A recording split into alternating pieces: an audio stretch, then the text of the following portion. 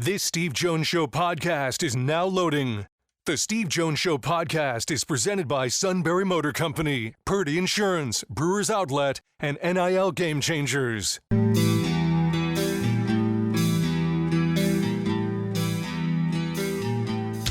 Bringing you an in-depth look at Penn State sports and more. This is the Steve Jones Show on News Radio 1070 WKOK. The Steve Jones Show is presented by NIL Game Changers, Sunbury Motor Company, Purdy Insurance, and Brewers Outlet. Now from the Sunbury Motor Studio, here's Steve Jones. And this half hour of the show brought to you by our good friends at Brewers Outlet, Reagan Street in Sunbury, the beverage supermarket. Imports, domestics, microbrews. The best selection of beer anywhere.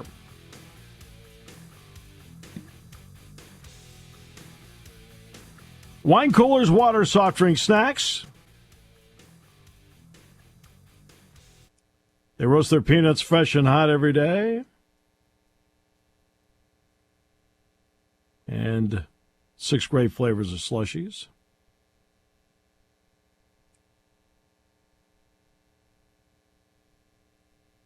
And the pickle bar, led by my 2 favorites, by the way, the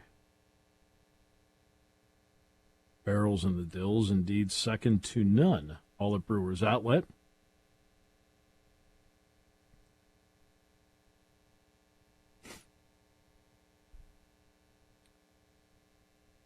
Reagan Street in Sunbury, the beverage supermarket. So, yeah.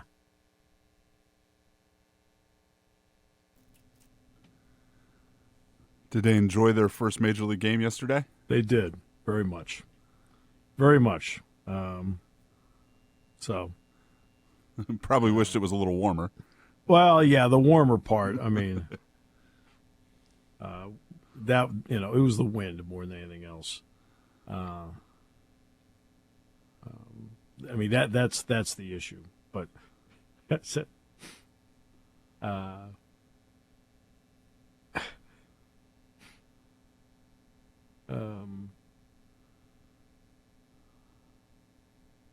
It was at one point I got up and I don't know, it was like the 6th inning or whatever, and popcorn, and I get it, the wind's blowing and the top of the popcorn it blows. I was like, oh well, whoops.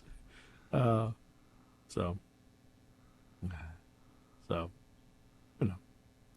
Were you in the second deck? Did it rain popcorn on somebody below you?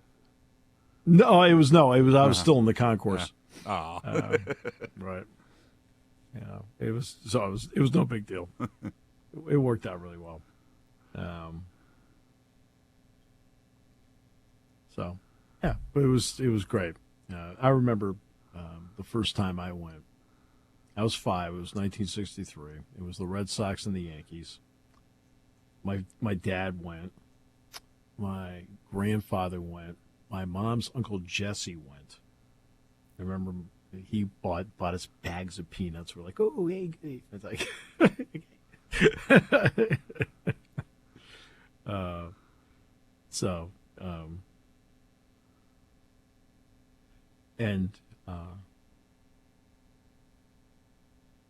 it's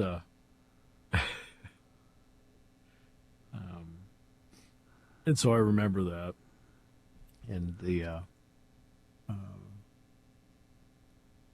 and you think about that, you get a chance to do that at this stage, which is really cool. And I remember the last time I went to a game with my dad. I had extra tickets.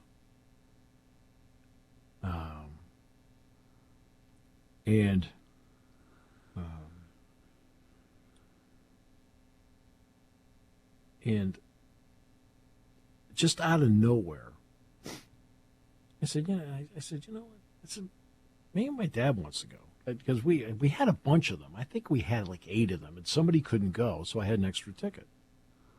So I went over and I over to my parents' house, and I said, "Hey, Dad," I said, "I've got an extra ticket to the game tonight. So you want to go with me?" I mean, Todd, he couldn't have left any faster. Now, I don't know if that was because he was excited to go to the game with me or he wanted to leave Mom. I don't know what that. No, I'm just kidding. Joking. He couldn't have left any faster. Okay? And we went to the game and had a great time. It was like maybe it was 2001, whatever it was. And we were in the seats. And you want to talk about just ironic. It's just the way things worked out. Okay? And the two of us, we're having a good time. Everybody else is there. The group is there. Right? And all of a sudden, these four guys walk up. And now remember, we're in Boston. I mean, it's not like yesterday. I'm at PNC Park. I mean, yeah, did I get recognized at PNC Park? Yeah, that's fine.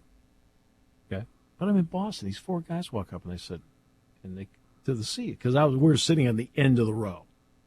Okay, so I was on the very end of the row. Then my dad was to my left, and they said, "How many are you, Steve Jones?" I said, "Yes." They said, "Oh, we listened to all the games and blah, blah, blah, blah, blah, whatever." And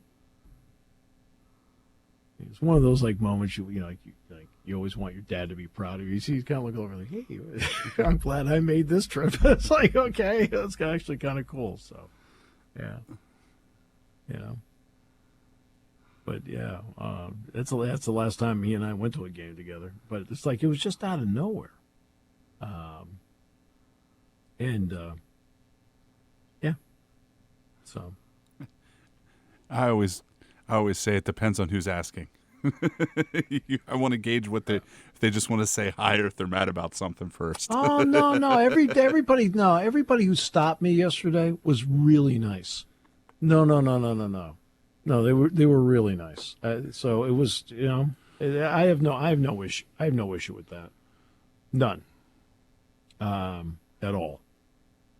Like every when I've gone to Citizens Bank Park, whatever, same thing. Everybody that comes up or whatever is really nice. So, it's, and the ballpark's beautiful. Everybody knows that. So, the same thing. I think Philly's ballpark's beautiful too. I think it's absolutely, like Dick talked about Camden Yards. I think Camden Yards is phenomenal. I think Citizens Bank Park is phenomenal. I think PNC Park is just tremendous. I can't say enough good things about it. As somebody that grew up going to Shea and the Vet, yes, those stadiums are way more beautiful. You know what? You mentioned the Vet. I thought the Vet was no offense. I thought the Vet was like, oh my! I found it. Whether I was working a game there for football or going there for baseball. Now, baseball, I just went as a fan, but going there but working there for football, it really was. No. Same thing with Three River Stadium. It was like, ugh.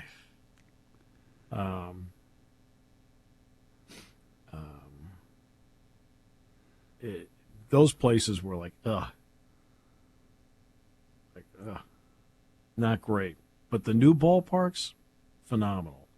And I'll say this. I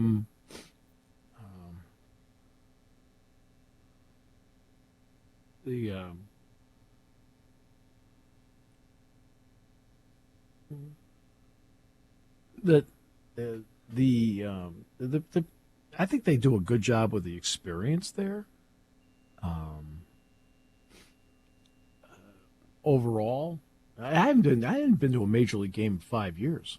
I saw an Orioles Red Sox game at Fenway Park in 2019. It's the last time I went. Right, and I did go to a Pirates game in 2018. It was Penn State night at the ballpark. So I did go there that night. But but I haven't been to a major league game in 5 years. And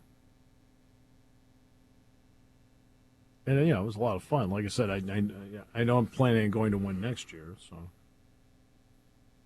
yeah. I usually get the one a year. My brother usually calls me and says, "Hey, you want to come to this one?" I'm usually like, "Yep." Yeah. Right. Yeah. We got to take my daughter to when the Orioles were down I think it was last July. So that was nice. Yeah. And look, you just go for fun. I mean, it's just a fun thing. And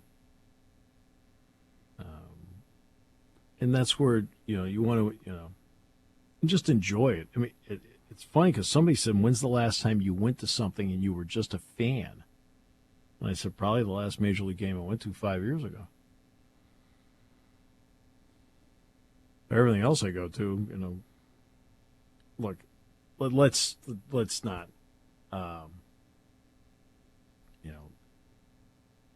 sugarcoat anything here, right?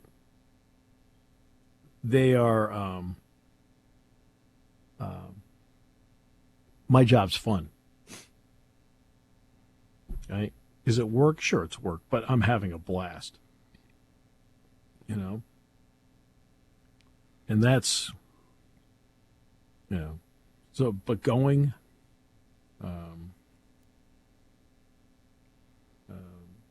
and going as a fan, it's like, okay. It's great. That's one thing I've never been to a Penn State game as a fan. Oh, no? No, I've covered more Penn State stuff than I've ever gone to as a fan. It's weird. All right. Huh, that's interesting. I mean, look, I think the last time I went to a Penn State game as a fan, I was in college at the time. Yeah. So. If I go, like I'm with you, if I go as something as a fan, it's usually a major league game, or my buddy and I like to go watch SU basketball a lot because we have since we were kids. Right. Right.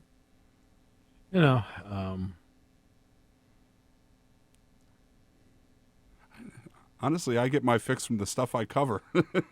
Right. Oh no, like I said, I mean, I have such a great job, that,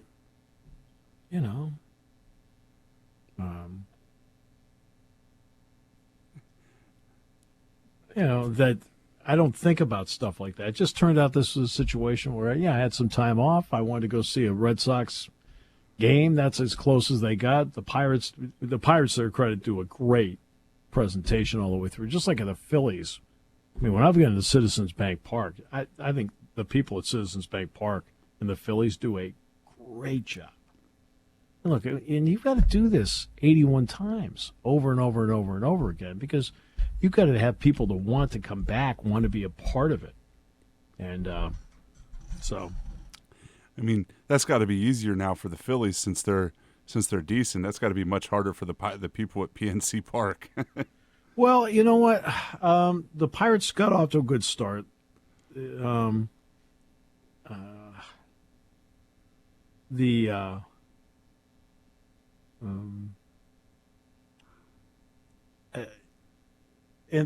the interesting part was, if you were to tell me you put the Pirates lineup next to the lineup the Red Sox put out there yesterday. And now remember, the Red Sox don't have Tyler O'Neill, IL. They don't have Rafael Devers, IL. They don't have Trevor Story, IL. They don't have Tristan Casas, IL. They don't have Nick Pivetta, IL. I mean, in other words, they got so many guys on the injured list that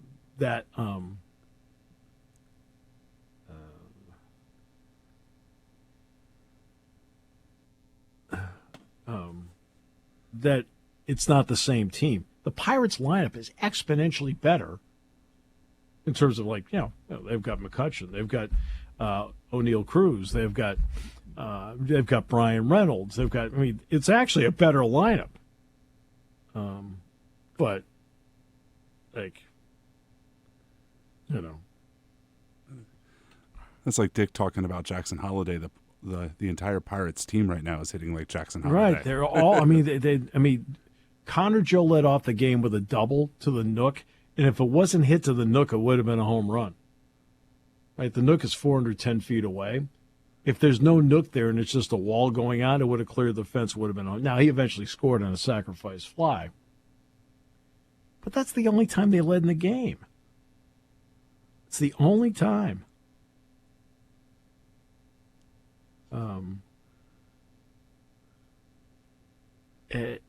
And it was Martin Perez yesterday, who's, look,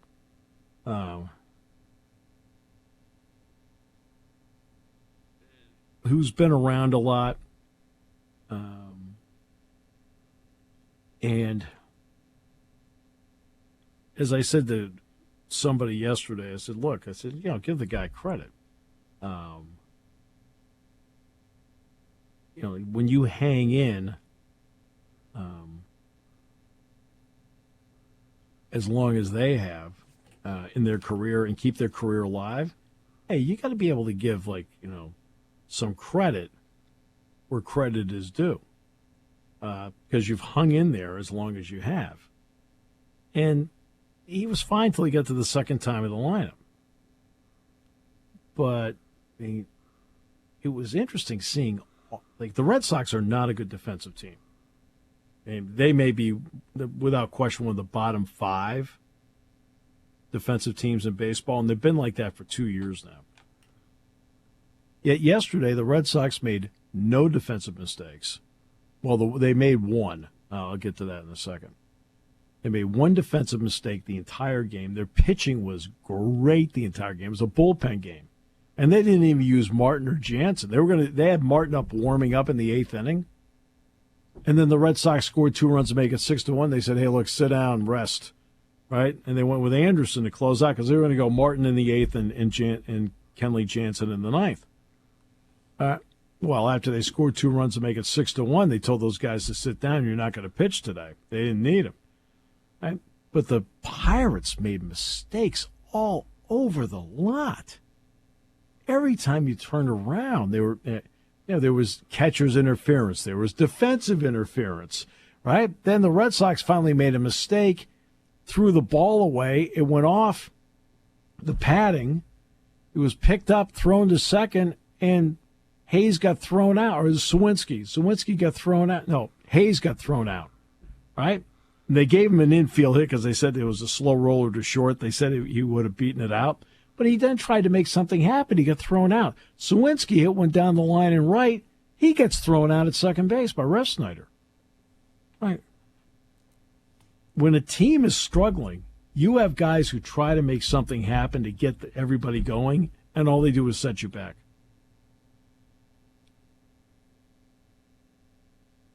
I mean, they made so many mistakes yesterday. It was like, holy yikey. And then Jared Triola makes a really nice catch, and they made it seem like the most phenomenal play since Brooks Robinson. I'm going, he went out and he tracked it beautifully, he reached up and caught it. It was a really nice play. I mean, no question, really nice play. But it's like, unbelievable. I'm like, unbelievable what? It was a really nice play by a major leaguer. I mean, but yay. I mean, they've lost 6 in a row and they look it. I wonder, I realize that they're not using him, they're only using him for 3 innings, but I don't know how long they can keep Scanes down. Yeah, again, all he did was strike out 8 in his last outing. And he went 3 1/3. That's it. Mm-hmm. Again, I've seen this movie before. Remember, the Pirates were here in State College. And I did games over and over and over again where they always were monitoring pitch counts. And I'm talking almost stunningly unreasonable pitch counts. He's at 45, he's done. He's a starting pitcher. And it's not his first outing. I remember this guy goes along, boom, at first inning, no problem. Second inning, no problem. Third inning, he's not out there. I said, why isn't he out there? They said, well, he threw 41 pitches. His pitch count was 45 today. I said, this is his 8th outing of the year. Really? I feel if they're worried about that, why not throw them like you throw them in college? Let them go 7-8 innings once a week rather than this 3-inning stuff. I feel like you need to build up arm strength and not baby it. And by the way, Skeens, he throws hard. You're talking about his average is 100.5 miles per hour in his fastball. Okay? He's thrown 43 four-seam fastballs. 34 of them have been over 100. How about that?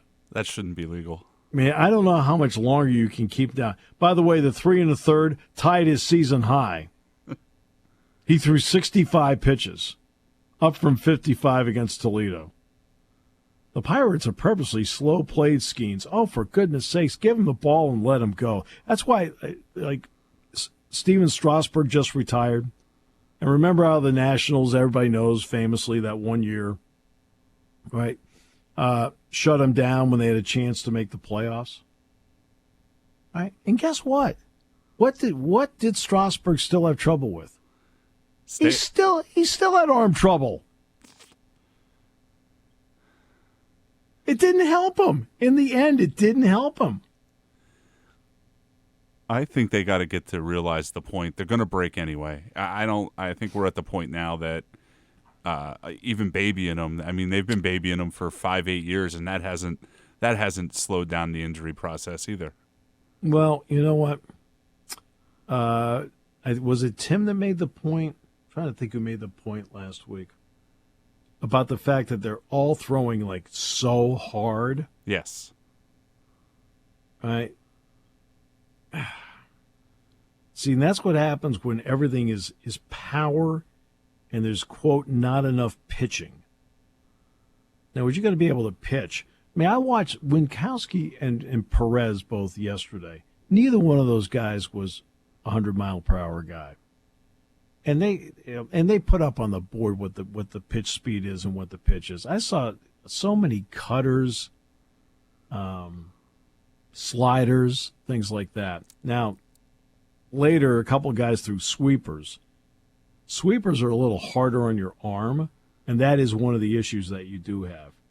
Like the pitches that are harder on the arm. That's why a split finger fastball is hard on the arm. When's the last time you heard of a crafty lefty? Yeah. Yeah, there aren't many of those left. Tom Glavine. All right, we'll come back. More in a moment. This half hour brought to you by Brewers Outlet, Reagan Street in Sunbury here in News Radio 1070 WKOK. There's something to be said about a sale with a handshake, a service technician who really knows what he's doing. They can explain it in English what the problem is.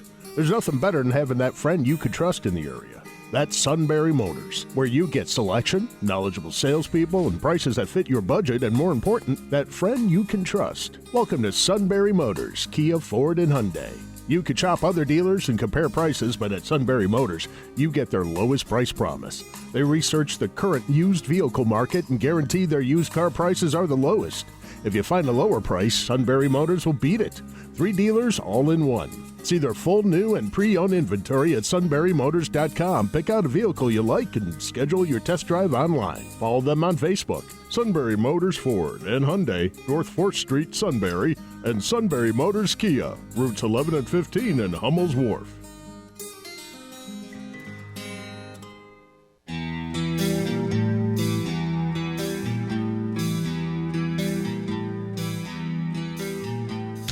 Bringing you an in-depth look at Penn State sports and more. This is the Steve Jones Show on News Radio 1070 WKOK.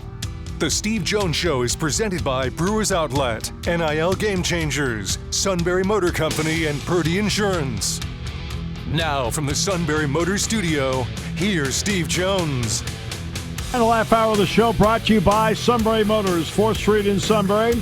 Sunbury Motors Kia, routes 11 and 15 in Hummel's Wharf, and online at sunburymotors.com. Ford, Kia, Hyundai, the best in new inventory. Great pre-owned inventory with the phenomenal Sunbury Motors guarantee. They go over every vehicle. And a terrific service department, whether it's Routine, necessary, or difficult, they handle it all at Sunbury Motors, 4th Street in Sunbury. Sunbury Motors Kia, routes 11 and 15 in Hummel's Wharf, and online at sunburymotors.com. The NFL draft is going to be coming up starting Thursday night at 8 o'clock with round one from Detroit. And you know what you're going to see less of this year? Players at the draft. No, actually, no. I don't know if that's true or not. So I was just guessing. But you're going to see fewer underclassmen. There are only 58 underclassmen that entered their name into the NFL draft. It is the lowest number since 2010.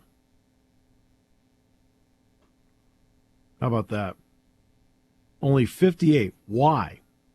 Well, this is where name, image, and likeness comes into play. We did that piece with NIL Game Changers in the 1:30 half hour. But name, image, and likeness is a big reason why. There are players that are staying in with NIL deals, and they're waiting. They're waiting longer. And it's actually making a difference because the number has declined steadily in the last 7 years. The graph, it peaked like 7 years ago, and it's been gradually going down since. Now it's at 58, and again, the lowest number since 2010. I mean, normally underclassmen will rule just to start the draft because Caleb Williams can come back. So it's not like, you won't say, oh, well. So. All right, you should close that and reopen it. It should show up. If you close that, Todd, and reopen it, that should show up. Just yes. So you know. I just want to make sure you know that. Yeah. So, yeah. But there you go. But that's what's happened. That has happened. And that's where the impact of name, image, and likeness has come in. And you've seen some players, for example, take their COVID year and not go to the draft. And this will be the last season of the COVID year coming up. The suit applied for a COVID year. Right? And I said, just having it doesn't mean you get one.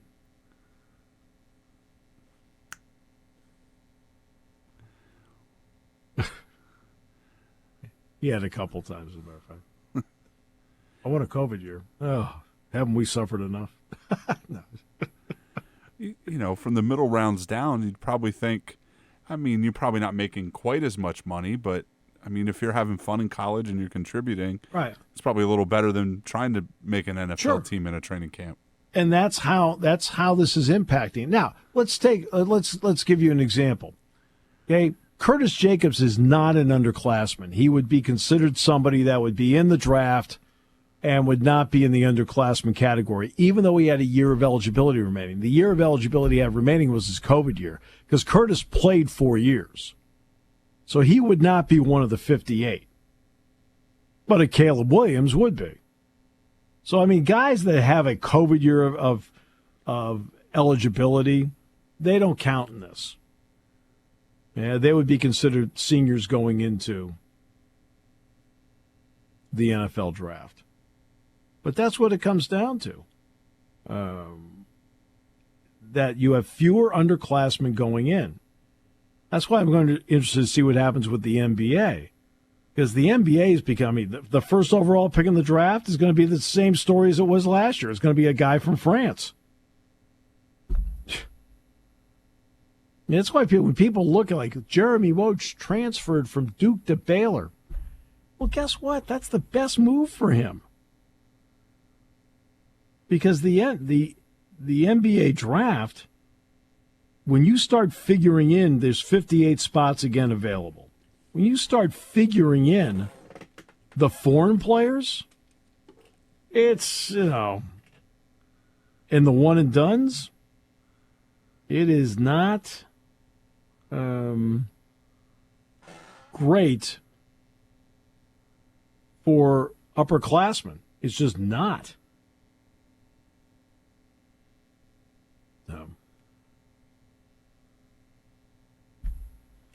And then they've got this group now. This is a college basketball thing. And they're now doing their computer rankings based on your new roster. Really? Somebody said, "Did you look at it?" I said, "Of course I didn't." You know me, Todd. I didn't look at it. Like, I heard about it and went, "You have to be kidding me. Let's move on here." Your Sixers fought hard the other night. But again, Embiid, before he got hurt, not playing well. Then he got hurt, still didn't play well. And Maxi's sick. He's not going to play tonight. I saw that he was ill and was questionable, so he's not playing at all tonight now? Sounds like he is gone. That doesn't bode well. Come on. I don't feel so bad just because it's the Knicks, and the Knicks are kind of Villanova North, so it's a little hard for me to root against the Knicks because I like Jalen Brunson and Jason Hart and Dante DiVincenzo. But man, I just for once I don't want to. I'm trying not to sound like Matt, but I would love to see the Sixers have some success in the playoffs and Embiid to be healthy, like 100% healthy. I think somebody said the only year that he wasn't 100% health, or the only year he was 100% healthy, was the year that Kawhi Leonard hit the jumper for the Raptors to knock them out in Game 7. It's just been one hit after another, and at this point, and they were talking when they thought that he was hurt a little more in halftime on Saturday. Are we getting to the point of diminishing returns where, is it worth it to put everything on Embiid because he can't stay healthy? And maybe it's time. I don't know if I agree with it, but maybe it's time for the Sixers to look into something else. And I don't want to say start a new process, but maybe look somewhere else and see if they can move on from him now. Every process is a disgrace. Wow. I mean, it is. Every process is a disgrace. It is a slap in the face to every fan to sit there and say, "Hey, buy tickets, but we're going to do everything we can to not win many games." Really? I'm sorry. No. I buy tickets because I want the entertainment part, and I also want to see you win. That's a slap in the face to every fan. Like, sorry. Oh, no, in the end it pays off. Well, exactly. The Sixers went through the process. Where's the payoff, Ben? Where's the payoff? Second round of the playoffs? Yeah. So The Athletic, by the way, did a piece where they were able to get responses from 141 players in the league to their questions. It's a pretty good percentage. Okay? So here's what they came up with. Who's the MVP? 42% said Nikola Jokic. Shea Alexander, 37% from Oklahoma City. Luka Doncic had 9.9%. Jason Tatum, 4.3%. Okay. Next up, who's the best defender in the league? None of your guys made it, by the way. Victor Wembanyama, the kid from San Antonio, 15%. Drew Holiday of the Celtics next at 13%. Lou Dort, 9.8%. Then Herb Jones, Jay McDaniels, and Rudy Gobert. Okay. Next up, you're building a roster from scratch. Who are you going to sign first?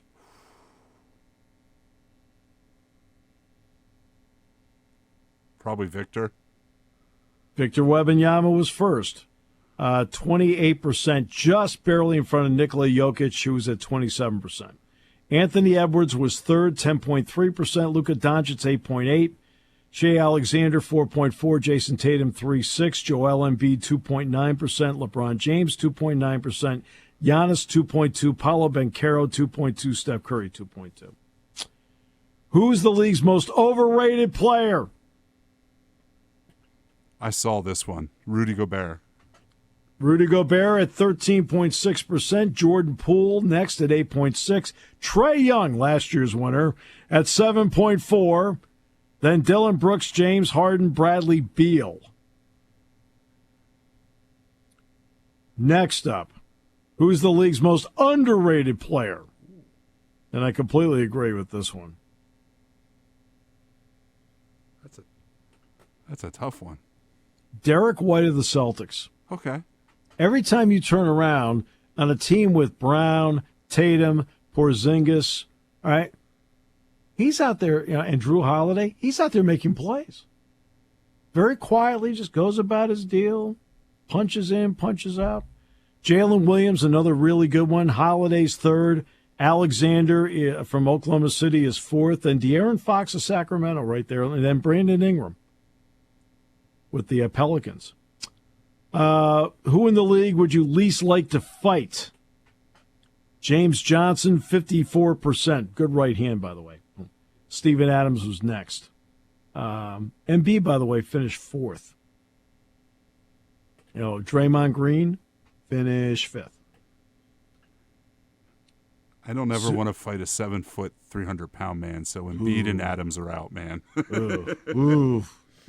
Especially, they have reach. Yes. Right? Who is the greatest player of all time? Winner is, in a narrow vote, Michael Jordan, 46%, LeBron James, 42%, Kobe Bryant, 9.8%, Stephen Curry, 0.8%, Magic Johnson, 0.8%, Paul Pierce, 0.8%. How did Paul Pierce vote for himself in a current players? I have no idea. Current players thing. Somehow slipped it in there. What is your favorite arena to play in? All right, you can get this one. The Garden. You got it. Madison Square Garden by a wide margin, 34%. TD Garden in Boston was second, 17%. And Crypto.com in Los Angeles, where the Lakers and Clippers play, 13%. Then after that, everything's like 3.5% or lower, like Chase Center in Golden State, Phoenix, Delta Center. Target Center in Minneapolis was 0.3% was their favorite. Wells Fargo was 1.4%. That's where Matt comes into play. What's your least favorite arena to play in? Memphis. Memphis is third, so you're close, 8.5%. Little Caesars in Detroit, 16%. And that arena is relatively new.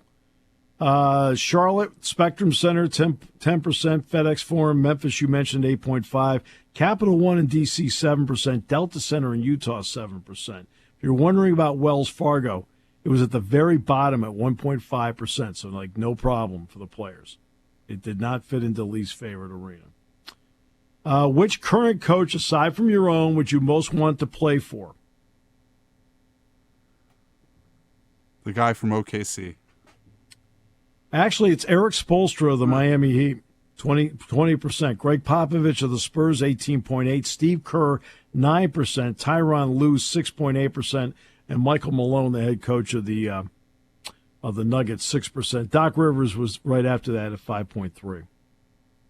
Which current coach, aside from your own, would you least like to play for? And this is a rout. Tom Thibodeau. Yep, 46.8%. The players do not want to play for him. Doc Rivers was next at 9%. Monty Williams, 6.5%. Darvin Ham and Nick Nurse were tied at 5.2%. Which team other than your own will win the title this season? 56% said the Nuggets, 34% said the Celtics.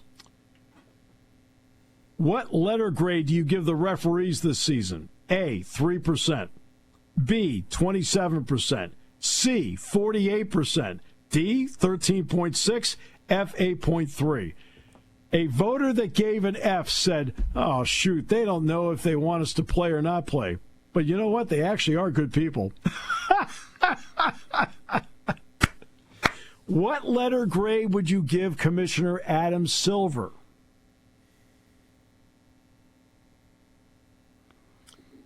.46% gave him an A. 47% gave him a B, 7% a C. There were no D or F grades. Are you in favor or against the 65-game rule for all league honors? They have to play in at least 65 games. 50% are against it, 45% are for it, 5% don't know. Bonus question, who's your favorite current non-NBA athlete?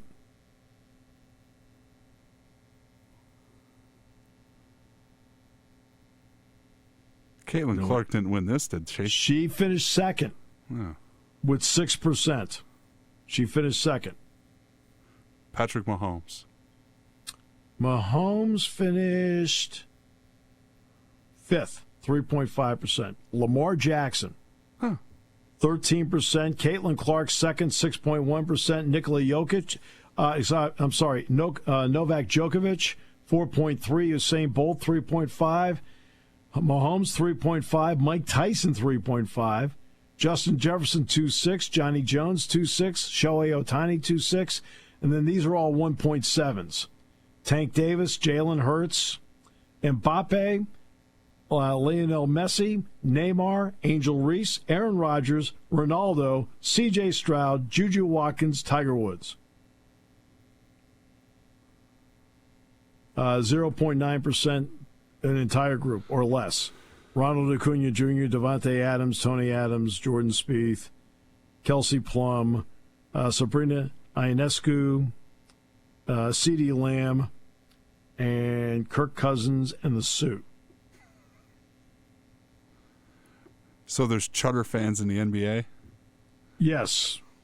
Yeah, the Suit finished in a tie with Jordan Spieth. Micah Parsons made the list, too. So, but the Suit made it.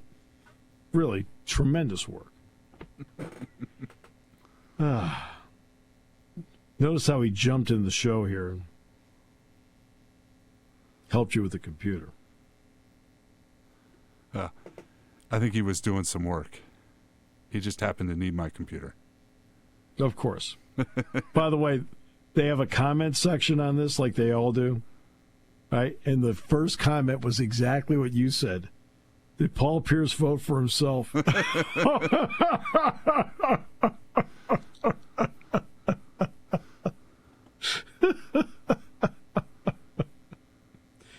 Oh.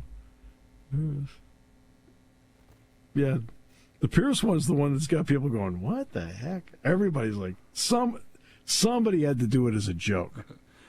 Can we take the anonymity, the anonymousness away? It's just so we know who did it. Oh, I know. What was it? Gary Washburn of the Boston Globe? What was it 2012, 13, something like that? He's the one guy that didn't vote for LeBron James for MVP. He gave his vote to Carmelo Anthony. All right? And then he just outed himself. So I'm the one that did it. And to this day, LeBron is still mad about it. It's like, hey, yo, you won, okay? It's like, come on. He's like, it's like with Matt with Derek Jeter, because Dan Shaughnessy didn't vote for him for the Hall of Fame, so he wasn't unanimous. Look, if you get to 75%, you're in the club. Who cares after that how many votes you got? It's like, it's just so.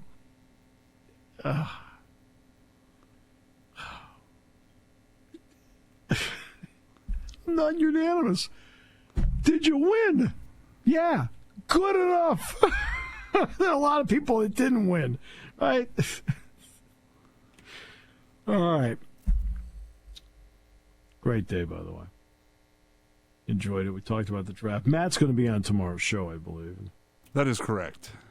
And just, I mean, and say for example tonight the Sixers don't win. This could be one of those really sad moments. He will be fired up if they lose again. I guarantee it. He wakes up fired up. This is true. Oh, wait a minute. Aaron Boone got ejected again. Undeservedly. When you watch the video, you'll see. He was ejected 5 pitches into the game. He was asked to be quiet. He was quiet. Somebody yelled something from the stands. They have the camera on him. When the guy yelled it, his lips don't move. He got ejected for somebody saying something in the stands. Well, that's what happened with Ace Baldwin. Oh. At Iowa with Kip Kissinger, right? They weren't running back, and Mike said something to Ace, and Ace looked over. He says, "No." He said, "I didn't say anything," and he got teed. He got teed for saying, "I didn't say anything." When car repairs get difficult, Well, I just don't know. Me neither. we get good. Sunbury Motors. More than quality new and used cars, Sunbury Motors specializes in complicated auto repair diagnosis. They can handle intricate repairs and even complete auto body with service open Monday through Friday, 7 till 4. And Sunbury Motors has made simple repairs easy. Maintaining your vehicle is necessary. Finding the time to do it is difficult. Welcome to Sunbury Motors Quick Lane. Just walk in or call ahead. Relax in their remodeled waiting room with Wi-Fi, beverages, and snacks. While Sunbury Motors factory-trained techs take care of your oil change, tire alignments, brakes, and inspections. Quick Lane, 6:30 to 6, Monday through Friday, Saturday, 6:30 till 2. Sunbury Motors, Ford and Hyundai, North 4th Street, Sunbury. And Sunbury Motors Kia, routes 11 and 15 in Hummel's Wharf. We take the out of auto repair. You want a unique way to display your brand. You need a team of seasoned experts to work with. You want to reach customers who buy. You want NIL Game Changers, a versatile consulting agency powered by former student athletes and coaches who work as NIL sports agents. NIL Game Changers will help you build powerful relationships with customers through compelling stories, with student athlete influencers as your leading edge. Finally, we'll equip you with the right media to drive your success home. NILGameChangers.org, building meaningful relationships with your customers. Scary group out there. Right, and this guy's reffing the Final Four. I'm like going, and the guy's, oh, he's great, he's great, he's great. I'm sorry, that's not my kind of official. No offense. I want somebody that's got a better, more even temperament than that. Temperament means something in officiating. Doesn't mean they're going to be right about every call, but you have to have a temperament for it. You have to have the ability to go over and talk to people. You can't just blow people off. Meanwhile, I've read the story here. He deserved to get tossed. Did you read the story? I was just watching the video when we were on break. Right? No, I just read the story. No, it's some guy in the stands yelling something. He didn't deserve it, but it's Aaron Boone. So he deserved to be tossed.